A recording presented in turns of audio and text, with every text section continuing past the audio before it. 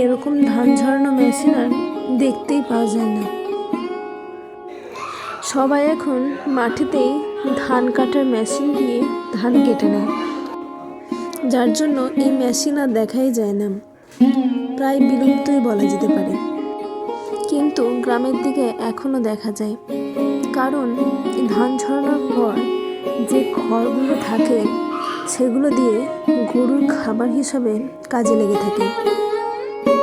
গ্রামের দিকে এখনো গরু রাখে বলে এই মেশিন এখনো দেখা যায়। এদিকে ভাই তার খরগোশটাকে নিয়ে খুব মজা করছে, আর খরগোশের এই কাণ্ড দেখে আমরা তো হেসে লুটিয়ে যাচ্ছি। আর যাই হোক, গ্রামের পরিবেশের সাথে রবি ঠাকুরের গানের ছোঁয়া আছে, ঠিক যেন রবি ঠাকুরের গানের শব্দগুলো ফুটে ওঠে।